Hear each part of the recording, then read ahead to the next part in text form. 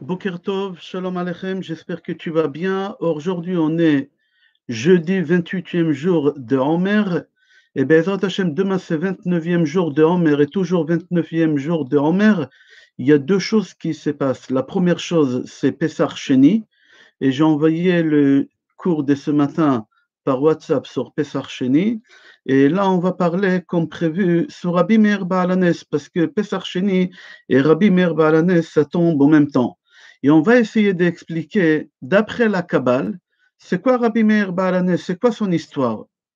Il faut savoir que c'est marqué dans les livres qu'il y a quelque chose qu'au moment qu'on se trouve dans des problèmes, c'est bien que l'homme allume une bougie à la mémoire de Rabbi Meir Baalanes, et il met de la tzedaka à la mémoire de Rabbi Meir Baalanes, et il répète 3 fois Elaha de Meir Aneni, Elaha de Meir Aneni, Elaha de Meir Aneni.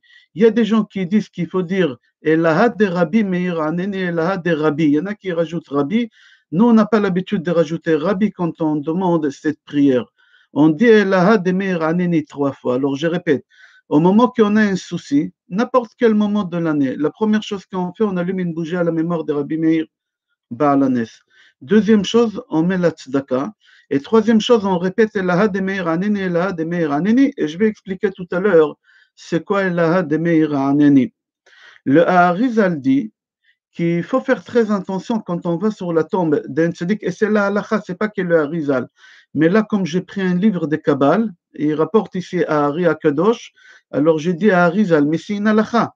C'est marqué dans tous les livres. Quand on va sur la tombe de quelqu'un, on n'a pas le droit de demander à la personne qui est enterrée de nous aider. Un mort ne peut pas t'aider. C'est une interdiction de la Torah de demander à un mort quelque chose. C'est marqué dans la Torah, l'otidreshu et la métim. On n'a pas le droit de parler aux morts. On n'a pas le droit de demander aux morts des choses. Un mort ne peut rien faire pour toi. Quand il y a quelqu'un qui meurt et dans les discours, les rabbins ils disent ton père il te surveille d'en haut, il sera là pour protéger ta mère, c'est du n'importe quoi. Le père ne peut pas protéger, ne peut rien faire. C'est au contraire, c'est nous qui on doit le protéger, c'est nous qui on doit lui faire. Mais il y a autre chose, quand on y va sur les tombes des rabbanim ou sur la tombe des parents, on n'a pas le droit de demander aux parents de nous aider, ils ne peuvent pas nous aider. On ne peut pas demander à des tzadikim, à Rabbi Meir Baalanes, Rabbi Shimon Bar Yochai de nous aider, ils ne peuvent pas nous aider.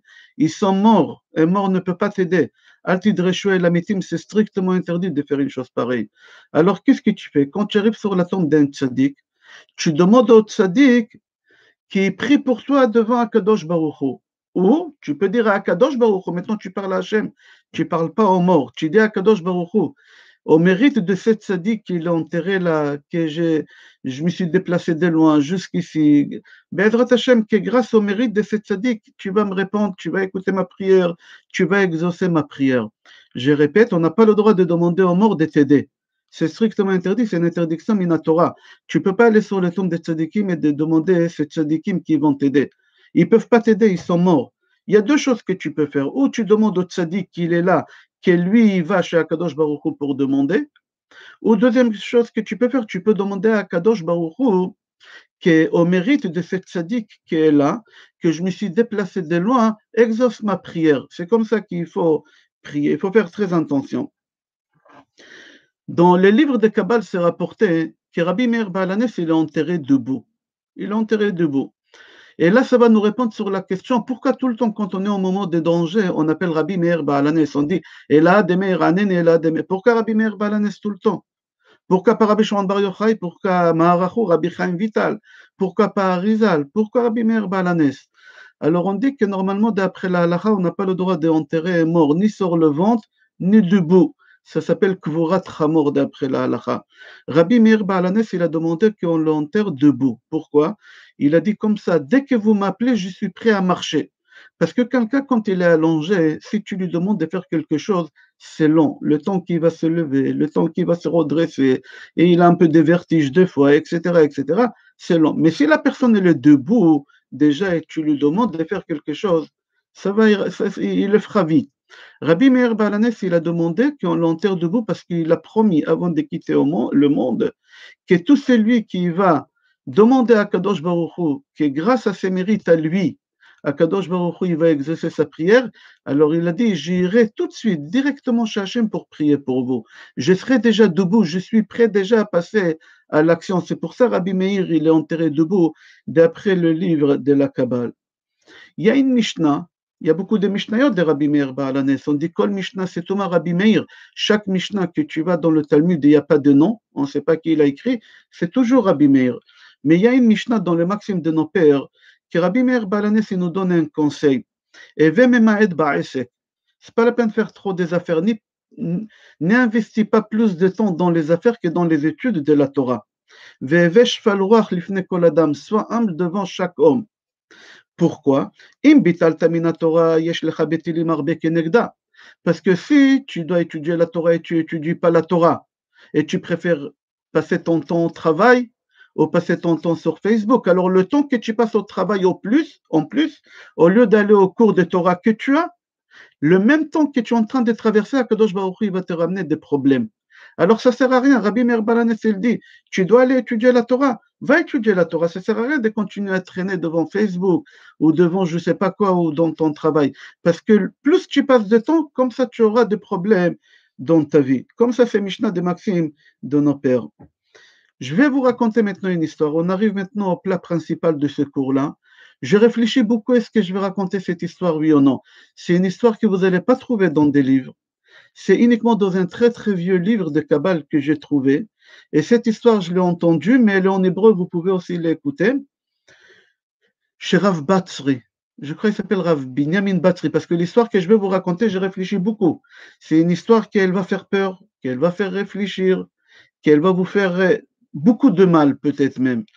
Mais comme j'ai vu que Rav Batzri il a raconté l'histoire parce que lui aussi il avait le livre, alors je me suis dit que moi aussi je vais vous raconter l'histoire pour la simple raison, s'il y a une seule personne que ça va lui faire prendre des consciences à ce qui lui est arrivé à Rabbi Meir Baalanes, au moins j'ai gagné cette mitzvah-là que Baruch Hashem, j'ai raconté cette histoire. Il ne faut pas la prendre mal cette histoire. Surtout il ne faut pas mal la prendre. Si tu la prends mal, oublie-la tout de suite.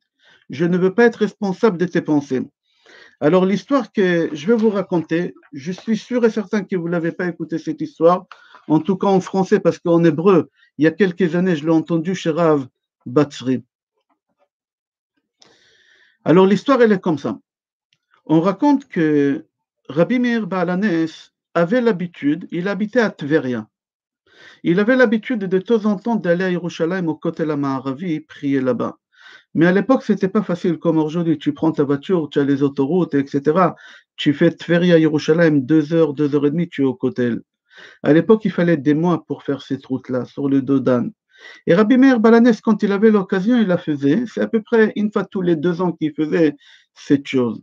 Et quand Rabbi Meir Baalanes, il est arrivé à Yerushalayim, il avait l'habitude d'aller chez un bonhomme très riche qui s'appelait Rabbi Yehuda Tabach. Rabbi Yehuda Tabach.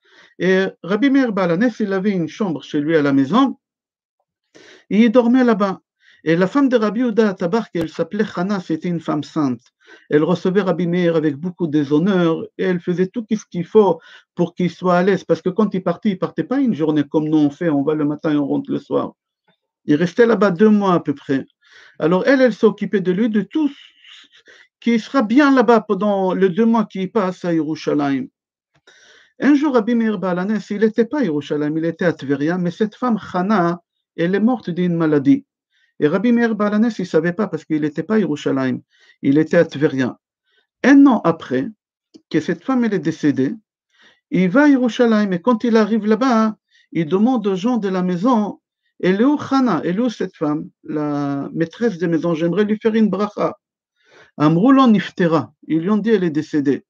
Tout de suite, Rabbi Meir, il a commencé à pleurer, ça lui a fait beaucoup de peine, parce que c'était une femme tzadeket, il disait tzadeket, c'était une femme sainte. Et juste le mari, il arrive, il voit Rabbi Meir Baalanes qu'il est en train de pleurer, il dit Rabbi Meir Baalanes, pourquoi tu pleures? Et lui, il lui dit il a dit, vous savez, Rabbi Meir, je me suis marié, j'ai refait ma vie, j'ai pris une jeune femme, et elle s'appelle Dina. Il lui dit, elle s'appelle Dina, et elle est où? Ramène-la, je vais lui faire une bracha, comme on faisait avec Chana. Il lui dit, elle est chez ses parents, ils habitent en face. Rabbi Meir Baalanes, il a dit, ramenez-la moi. Ils ont ramené cette femme devant Rabbi Meir Baalanes, et comme on sait que Rabbi Meir Baalanes, c'était un très très bel homme. C'était des familles de convertis, c'était des Italiens. Il était blond aux yeux bleus, c'était un bel homme. Et Dina, cette jeune fille, quand elle est rentrée dans la chambre et elle a vu la beauté de Rabbi Meir Balanès, elle a désiré Rabbi Meir Balanès. Elle a désiré Rabbi Meir Balanès. Et le soir, quand elle a préparé le repas du soir, elle a mis beaucoup de vin à Rabbi Meir et à son mari pour qu'ils s'endorment. Et au milieu de la nuit, quand ils ont bien dormi, elle est rentrée dans, dans le lit de Rabbi Meir Balanès. Et Rabbi Meir Balanès, il ne s'est pas rendu compte, lo beshorva, velo bekuma. Il ne s'est pas rendu compte, ni quand il est rentré, ni quand il est sorti. En 2 mots, il n'a pas eu plaisir. Il ne savait même pas qu'est-ce qui s'est passé. Le lendemain matin, quand cette femme-là, elle a servi à Rabbi Meir Balanès le petit déjeuner, et elle lui a dit un gros mot. Et Rabbi Meir Balanès, il était traumatisé, il était choqué, il était effrayé. Il lui a dit, mais comment vous parlez? Il a dit, mais pourquoi tu t'es pris pour qui? Tu as vu cette nuit, qu'est-ce que tu as fait? Alors il a dit, mais vous êtes malade, comment vous parlez? Rabbi Meir, c'est un tzaddik, un saint, comment?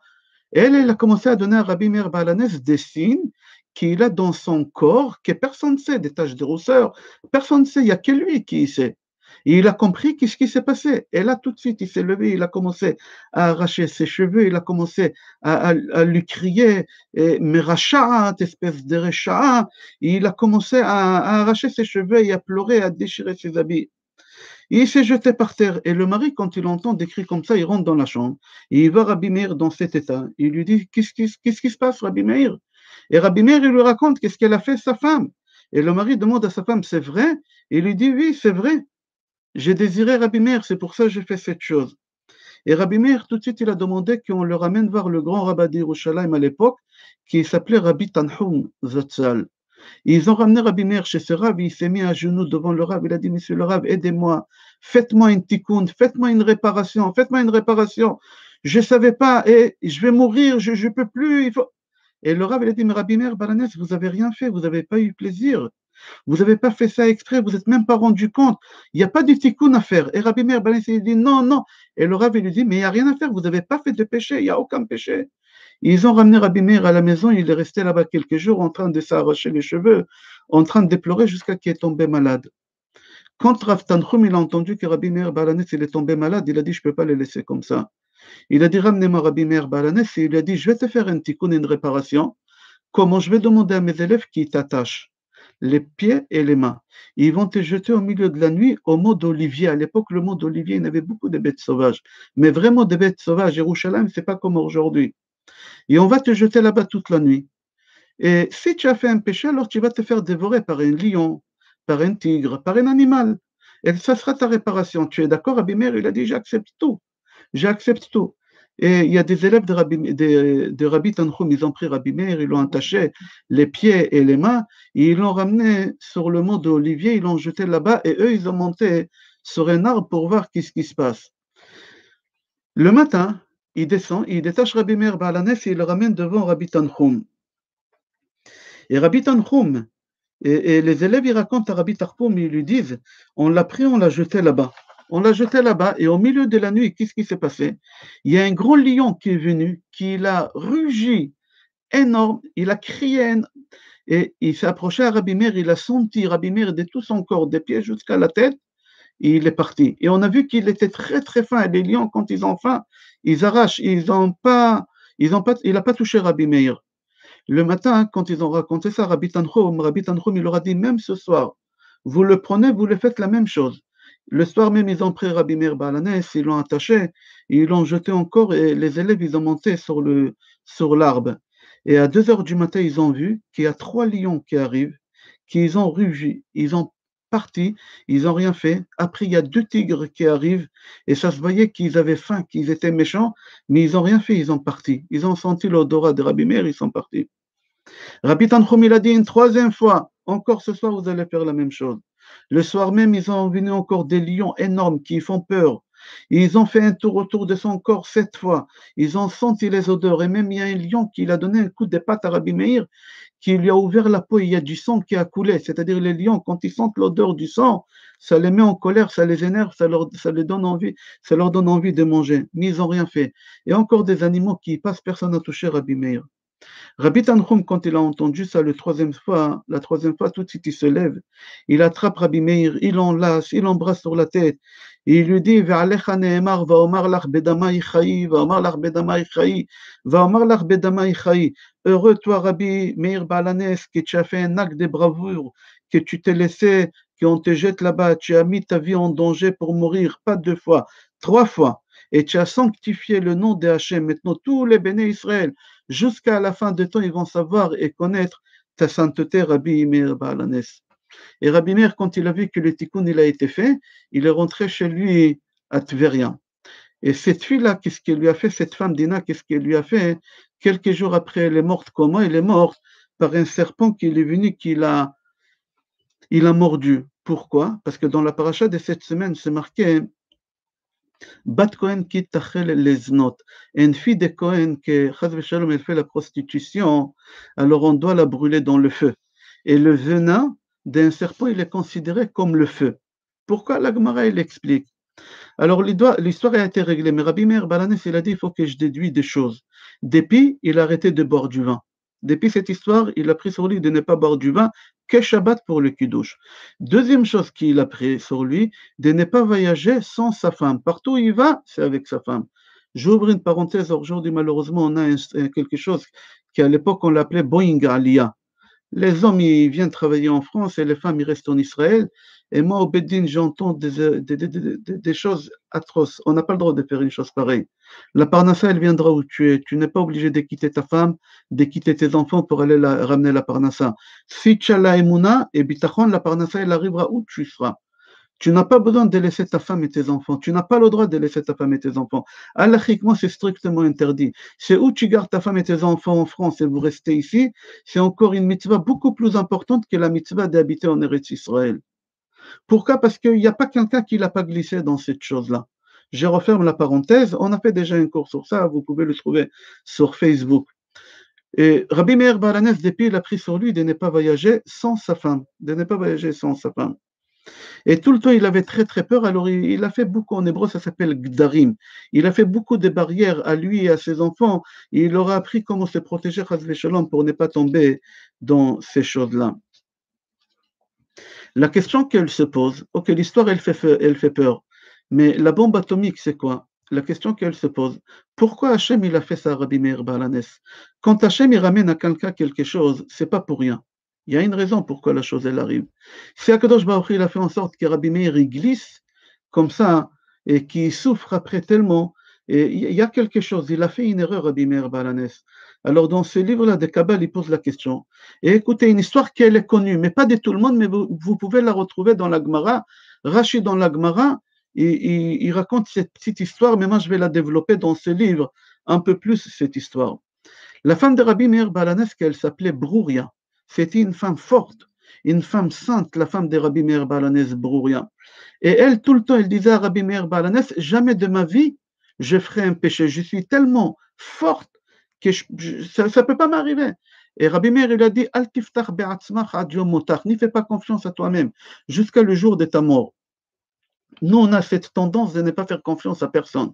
Rabbi Meir Balanes, il est parti plus loin. Il a dit, même à toi-même, ne fais pas confiance. Tu ne peux pas savoir qu'est-ce que tu vas faire toi. Tu ne peux pas savoir. Il a dit à sa femme, Al ta'mini be'atzmach ad yom motach, n'y fais pas confiance à toi-même. Il lui dit, non, non, moi, comme ça pendant longtemps. Un jour, Rabbi Meir Balanes, il a dit, je vais lui prouver qu'elle n'a pas raison. Il a dit, je vais lui prouver qu'elle n'a pas raison. Qu'est-ce qu'il a fait? Il a pris un de ses élèves, le plus beau de ses élèves, il lui a dit d'aller, excusez-moi de ce mot, peut-être en français ça ne se dit pas, d'aller draguer sa femme, d'aller draguer Brouria. Et il draguait Brouria jusqu'à qu'il a réussi. Il a réussi à Shemetzileno. Et quand Brouria il a entendu cette chose-là, que c'est son mari qui lui a fait des hontes, elle est partie, elle s'est pendue.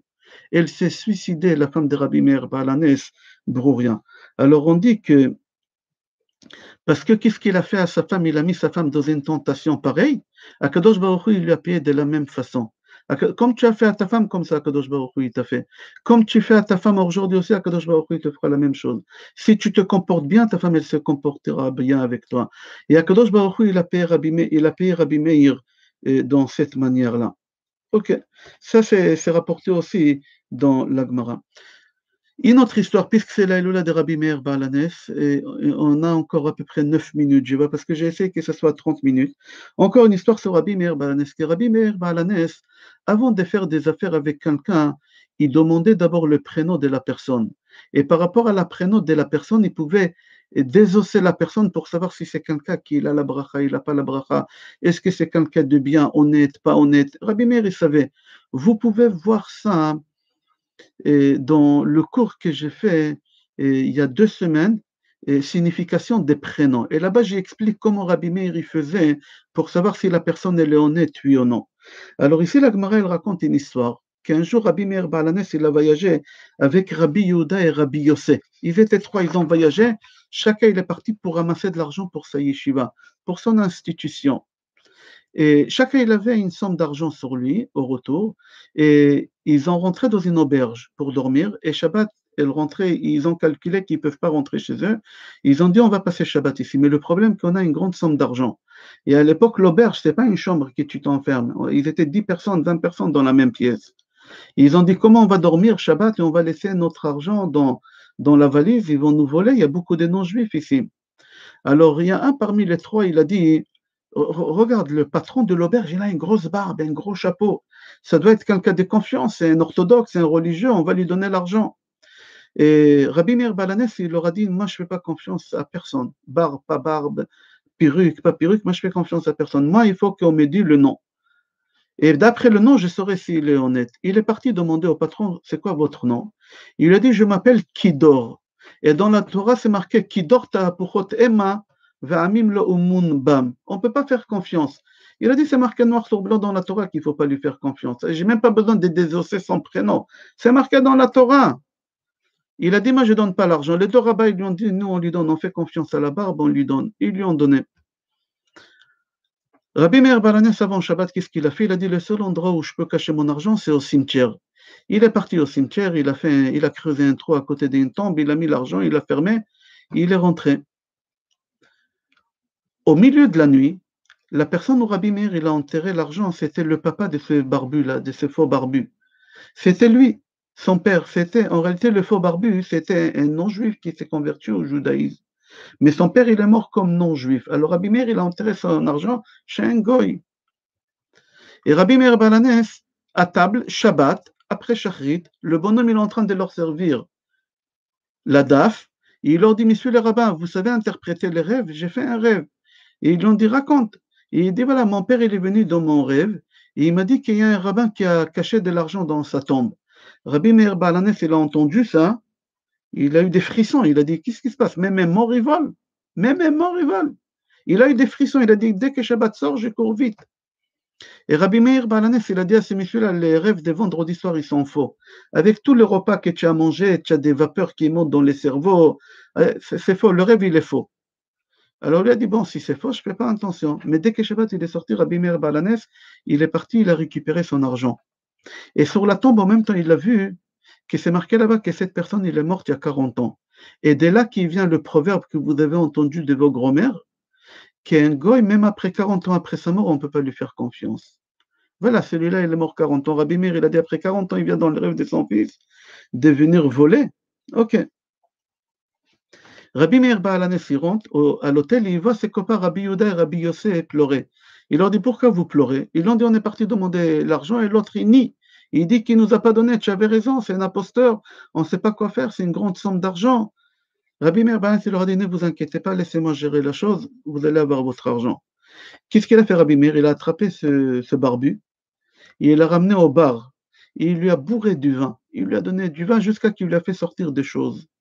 Et avec les choses qu'il a racontées, Rabbi Meir Baalanes, il est parti chez sa femme, la patronne de l'auberge. Il a dit, votre mari m'a dit des secrets, ça et ça et ça et ça. C'est la preuve qu'il faudra nous rendre notre argent. Alors elle l'a cru parce qu'il a ramené des signes que personne ne sait qu'elle est son mari. Mais Rabbi Meir Baalanes, il lui a rendu bourré et l'autre, il a parlé. La valeur numérique de Yain en hébreu, c'est la même valeur numérique qu'Esod. C'est-à-dire, c'est lui qui boit de vin, il raconte ses secrets. Alors, elle leur a donné. Le mari, quand il a entendu que la femme, elle leur a donné, des nerfs, il est parti, il a tué sa femme. Il a tué sa femme. D'ici, la Gemara dit que, ok, on va s'arrêter là. On va s'arrêter là. Encore une dernière histoire. On a 4 minutes. Encore une dernière histoire, et je vais essayer de la faire vite.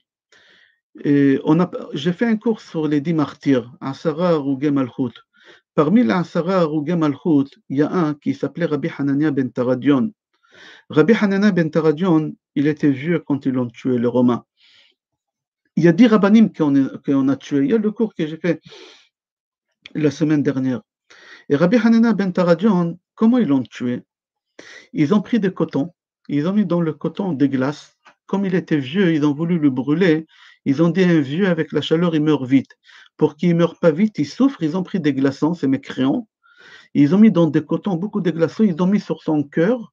Ils ont pris un Sefer Torah entier. Ils l'ont roulé, roulé, roulé. Et ils ont allumé le feu. Ils ont mis sa fille devant lui et sa femme devant lui et ses élèves.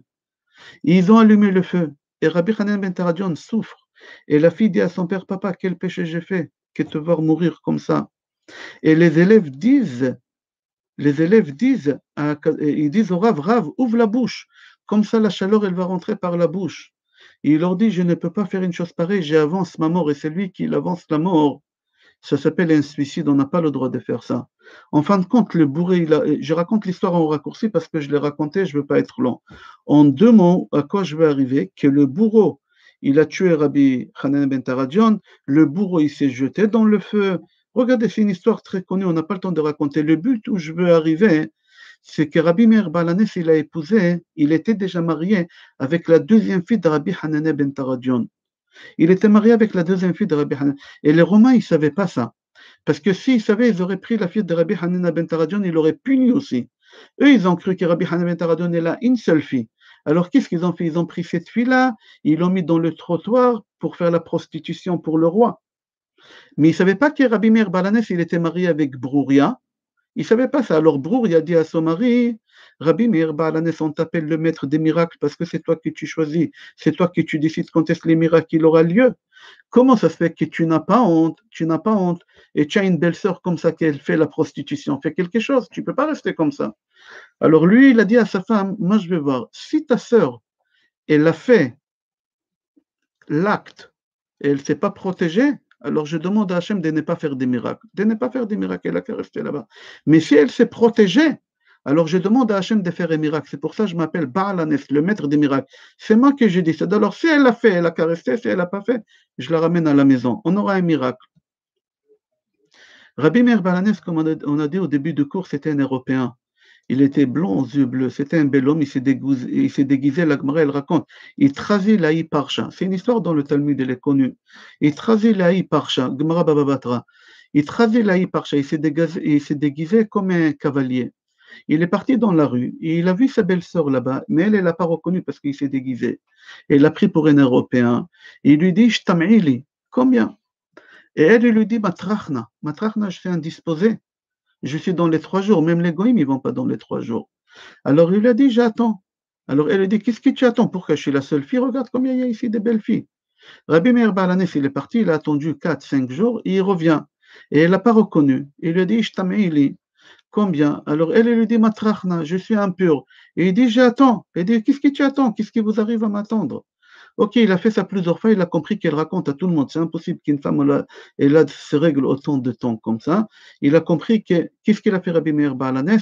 En 2 mots, il est parti, il a réussi à la faire sortir. Et à la ramener à la maison. Je raconte vraiment l'histoire en raccourci parce que dommage, l'histoire, elle est très très belle. Essayez de la trouver. C'est marqué dans la Gemara, cette histoire-là. Elle est très très belle histoire, mais je ne veux pas être trop long. Et en fin de compte, il est parti avec elle. Il a quitté Rome. Il est parti habiter à Tveria, et c'est là-bas où il est mort, comme on a raconté au début du cours. Alors, si l'histoire que j'ai racontée dans le livre de Kabbal, elle vous a choqué, elle vous a mis des points d'interrogation, oubliez-la. Je ne veux pas causer des choses pas bien chez les gens. La trouver dans des livres, vous n'allez pas la trouver, c'est un très vieux livre de Kabbal, mais vous pouvez la écouter en hébreu directement chez le kabbaliste Rav Batzri. Et il la raconte en hébreu, pas en français. Alors, Be'ezrat Hashem, n'oubliez pas, ce soir, c'est la Elula. À partir de Mincha, déjà, on ne fait pas des tachanonim. Demain non plus, maintenant, on ne fait pas des tachanonim, mis à part que c'est la Elula de Rabbi Meir Balanes, c'est Pesach Sheni. Alors, à Mincha, on ne fait pas des tachanonim. Deuxième chose, c'est bien ce soir de faire et comme c'est Pesach Sheni, comme les Seder, c'est Rabbi Haim Falaji dit, c'est lui qui a les moyens financiers de ce soir faire un repas comme Pesach, c'est-à-dire quoi comme Pesach? On ne fait pas la Haggadah et on mange le maror et on mange les charoset et les herbes amères, non, pas du tout. Une belle repas de Shabbat, pardon, une repas sabbatique, Akadosh Baruch Hu, il va lui donner la bracha, c'est lui qui peut faire ce soir pour Pesach Sheni et manger au milieu du repas des matzahs. Faire Netilat Yadayim, un motzi, manger du pain et manger la matzah au milieu du repas. Pourquoi? J'ai fait un cours à Pesach, vous pouvez trouver le cours Sukkot au Pesach feu. À Pesach, il y a beaucoup de choses qui sont autour du feu. On grille l'agneau pascal, on fait la vérification de Hametz avec la bougie, on brûle le Hametz avec le feu, on a fait la matzah. Il y a beaucoup. Et dans Sukkot, il y a beaucoup d'eau. Alors, le Zohar Kadosh dit, comment il appelle la matzah? Nahama de Asuta. C'est quoi Asuta? Il y en a qui disent de Asvata. C'est quoi Asuta? Moi, j'ai lu Asuta. Asuta, c'est refoua, guérison. Lui, il appelle la matzah, c'est le pain de la guérison. C'est lui qui mange la matzah. La matzah, c'est du feu. Ça brûle toutes les mauvaises choses qu'on a dans le corps, que ce soit des choses spirituelles ou des choses, des maladies matérielles, je les appelle, ou des choses spirituelles. Alors, j'ai expliqué, d'après le Zohar HaKadosh, c'est important de manger la matzah, Pesach Sheni. Alors, vous pouvez faire ça ou ce soir ou demain. Mais demain, comme c'est vendredi, on ne peut pas faire des grands repas à veille de Shabbat, c'est assourd. Pour pouvoir rentrer Shabbat avec un bon appétit. Une bonne appétit, il faut rentrer Shabbat. Alors on demande ce soir, à partir de ce soir, on fait pas tachanoun, de cet après-midi, on fait pas tachanoun. Ce soir, Rabbi Haim Falaji dit, celui qui peut faire une seuda, c'est magnifique, et manger de la matzah. Et alors à partir de ce soir, c'est Pesach Sheni, et Pesach Sheni et Hilula de Rabbi Meir Balanes, Zechuto ta'amod lanu be'ezrat Hashem, et B'zchut Rabbi Meir Balanes be'ezrat Hashem, HaKadosh Baruch Hu, il vous envoie. Et il nous envoie à nous tous, Be'ezrat Hashem, la refoua shlema, refoua tanefesh, refoua taguf. À tous ceux qui sont malades, Be'ezrat Hashem, refoua shlema. À tous ceux qui ont besoin des enfants, refoua shlema. À tous ceux qui ont besoin, Be'ezrat Hashem, des enfants, Be'ezrat Hashem. La parnassa, Be'ezrat Hashem, tout ce que vous désirez. Hier, on a fait le cours sur la paracha, d'après le Sod. Parachat est mort. D'après le Sod, sur Zoom. Et on s'est fait pirater, ils nous ont mis des musiques pas bien, ils nous ont mis des photos pas bien, ils nous ont mis des insultes en plein cours. On était nombreux dans le cours et on était obligé d'arrêter le cours à un peu plus que la moitié. Et c'est dommage, juste on est arrivé au moment qu'on a fait les liens entre Rabbi Shimon Bar Yochai et la paracha, la Eloula de Rabbi Shimon Bar Yochai, ça sera mardi prochain, Be'ezrat Hashem. Et c'était un cours d'après le Sod magnifique.